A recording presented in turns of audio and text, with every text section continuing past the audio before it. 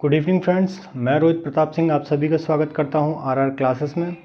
Friends, हम लोग paper first पढ़ रहे थे, उसी को आगे कंटिन्यू करेंगे। तो हमारा लास्ट है ये मानववाद, ठीक है। इस यूनिट का ये लास्ट है मानववाद, ठीक है। तो मानववाद को समझते हैं।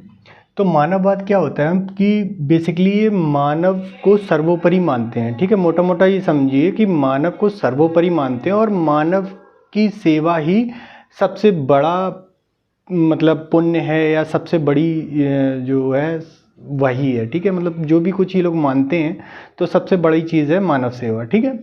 तो ये देखिए, ये लोग मानते हैं कि मानव सेवा या कहें समाज सेवा को ही ये ईश्वरीय सेवा के रूप में मानते हैं। हालांकि ये लोग ईश्वर को नहीं मानते, मतलब ईश्वरीय सत्ता जैसी चीज़ों को नहीं मानते, लेकिन ये लोग कहते हैं कि मानव सेवा या समाज सेवा ईश्वर की सेवा के बराबर है, ठीक है।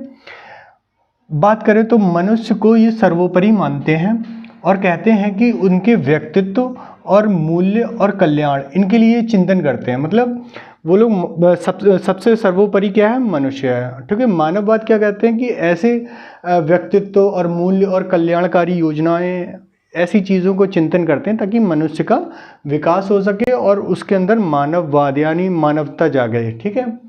अब बात करते हैं मानववाद। इसको इंग्लिश में ह्यूमनिज्म कहते हैं, अंग्रेजी में, ठीक है। अब ये बना कैसे है, तो ये लैटिन भाषा के ह्यूमनस से बना है, ठीक है। जिसका अर्थ होता है, ह्यूमनस का अर्थ होता है मानव प्राणी या ह्यूमन बीइंग, इंग्लिश में से ह्यूमन बीइंग बोलेंगे, ठीक है। ठीक है, अब आगे देखिए।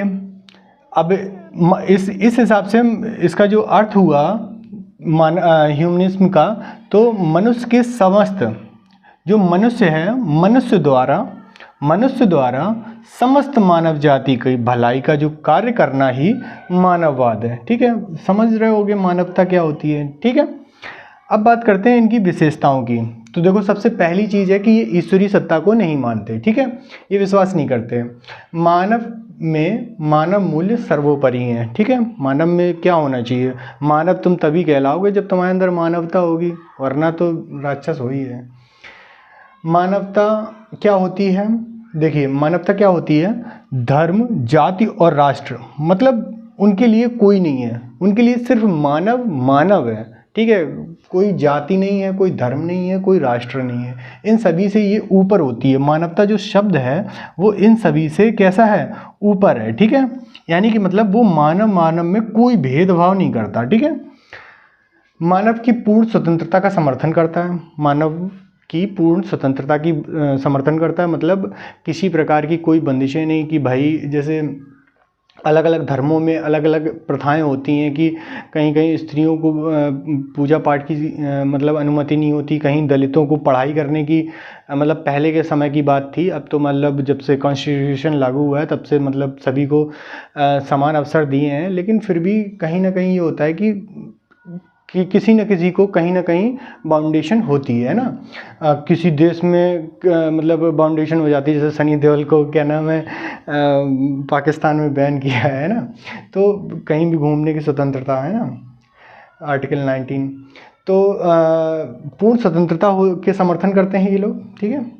मानव सेवा शांति, प्रगति और लोकतंत्र पर आधारित होती है, ठीक है। जो मानववादी कहते हैं कि जो मानव सेवा और जो मानववाद है वो मानव सेवा, शांति, प्रगति और लोकतंत्र पर आधारित है, ठीक है।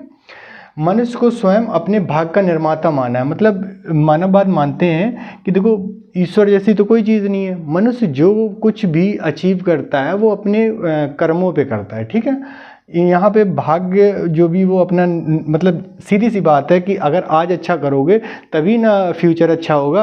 अगर आज ही अच्छा खराब मतलब बर्बाद कर रहे हो तो फ्यूचर कैसे अच्छा होगा। तो वही चीज़ कह रहे हैं कि मानव जो है अपने भाग्य का निर्माता स्वयं होता है, ईश्वरीय शक्ति कोई नहीं है, ठीक है। मानव हितों की रक्षा करना ही मानववाद है। ये लोग हिंसा, युद्ध जैसी चीज़ों का विरोध करते हैं, ठीक है। इन्होंने माना है कि मनुष्य न केवल साधारण जीव है, ना ही वस्तु मशीन है, ठीक है। ये क्या है, ये एक विवेकशील प्राणी है जो विकास की असीम संभावनाओं से युक्त है। सीधी सी बात है, मानव एक असीम शक्तियों का भंडार है, उसके अंदर क्या कुछ ना कर जाने की शक्ति होती है, बस पता नहीं होती किसी को, है ना। अब बात करते हैं इसके कुछ सिद्धांत हैं। जैसे विश्व का कोई नियामक सत्ता नहीं है, मतलब ये लोग कहते हैं कि कोई ऐसी सत्ता नहीं है, जैसे ईश्वरीय सत्ता नहीं है कि वो कंट्रोल कर रही हो मतलब विश्व को, ठीक है, मतलब इस सृष्टि को कंट्रोल करने वाली ऐसी कोई सत्ता पे विश्वास नहीं करते हैं, पहली चीज़, ठीक है। भौतिक जगत को ये सच मानते हैं, मतलब जो कुछ भी दिखता है, जो कुछ भी हो रहा है वो चीज़ सही है। आध्यात्म जैसी चीज़ों को ये गलत मानते हैं, क्या मतलब असत्य है, मतलब ये है ही नहीं, बेकार है। मनुष्य सृष्टि के विकास की चरम सीमा है। देखिए जो सृष्टि है वो, मतलब जो सृष्टि है उसने जो भी रचना की है उसमें मनुष्य क्या है, सर्वोपरि है, ठीक है। मतलब विकास की जो भी सीमा ये लोग मतलब सृष्टि या प्रकृति, मतलब सृष्टि कहें, प्रकृति कहें या नेचर कहें, जितना भी ज़्यादा ये मतलब विकास कर सकते हैं उसमें टॉप पे क्या है, मनुष्य है, ठीक है। मानव जीवन का जो लक्ष्य है वो सुख और संतुष्टि है, ठीक है। मतलब मानव जीवन का क्या देखो अलग अलग में हो रहा है, मोक्ष की प्राप्ति मान लिया उसने आदर्शवादियों ने, है ना, लेकिन इन्होंने कहा कि जैसा जीवन है सुख से और संतुष्टि से जियो, कि हाँ मरते टाइम पे ये हो कि हाँ हमने अपनी लाइफ अच्छी जी ली, ये नहीं हो कि यार ये करना भूल गए वो करना भूल गए, ठीक है। मानवीय मूल्यों का अनुपालन आवश्यक है, ठीक है। देखो मानवीय मूल्यों का अनुपालन आवश्यक है मानववाद में, सबसे ज़्यादा इम्पॉर्टेंट है, क्योंकि मानव आप तभी कहलाओगे जब आपके अंदर मानवता होगी, और मानवता क्या है, मानवीय मूल्य, जैसे सत्य, अहिंसा, है ना, ये सारी चीज़ें, चोरी वोरी ना करना, ठीक है। अब शिक्षा कहें तो मानवीय मूल्य की शिक्षा क्या है, तो बेसिकली शिक्षा की बात करें तो मानव में कह सकते हैं कि समाज की सेवा या मानव के कल्याण के लिए किस तरह से कल्याण किया जाए इस तरह की सेवा, या मानव के व्यक्तित्व को निखारे ऐसी शिक्षा दी जाए, ठीक है।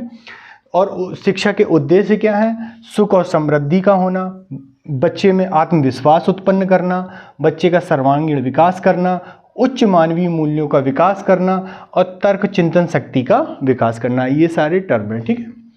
अब बात करते हैं शिक्षण विधियों की। तो कौन कौन सी शिक्षण विधियाँ हैं, वैज्ञानिक विधि, प्रश्नोत्तर विधि, वाद विवाद विधि, समस्या समाधान विधि, ये विधियों का प्रयोग मेनली मानवतावादी करते हैं, ठीक है।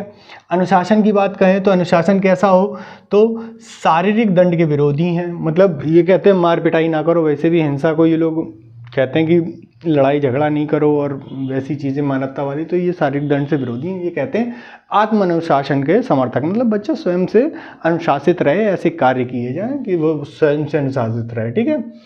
अच्छा देखो शिक्षक और छात्र के बारे में इन्होंने देखो एक अच्छी चीज़ कही है, मेनली किसी ने कहा है कि जैसे आदर्शवादियों ने शिक्षक को महत्व दिया है ना, और प्रकृतिवादी ने बालक को महत्व दिया, शिक्षक को गौड़ बता दी, लेकिन इन्होंने कहा है कि शिक्षक और छात्र दोनों जो हैं वो शिक्षण प्रक्रिया के एक महत्वपूर्ण अंग हैं, दोनों हैं, कोई एक नहीं है, जब मतलब दोनों को इम्पोर्टेंट माना है, ठीक है। अब बात करते हैं पाठ्यक्रम की। तो देखिए पाठ्यक्रम अलग अलग है। अगर जैसे तर्क और चिंतन के विकास के लिए दर्शन शास्त्र और तर्कशास्त्र, सामाजिक एवं सांस्कृतिक सहिष्णुता के लिए सांस्कृतिक तत्व और भाषा है, इतिहास है और साहित्य, ऐसे सब्जेक्ट पढ़ाए जाने चाहिए। उच्च मानवीय मूल्यों के लिए ज़रूरी है कि समाज सेवा करवाई जाए और समाज सेवा के मतलब उनके अंदर भावना पैदा करी जाए। उत्पादन क्षमता, मतलब प्रोडक्शन के लिए कि हाँ भाई किस तरह से मानव अपनी तरक्की कर सकते, विकास कर सके, तो गणित है, विज्ञान है, तकनीकी है, ठीक है।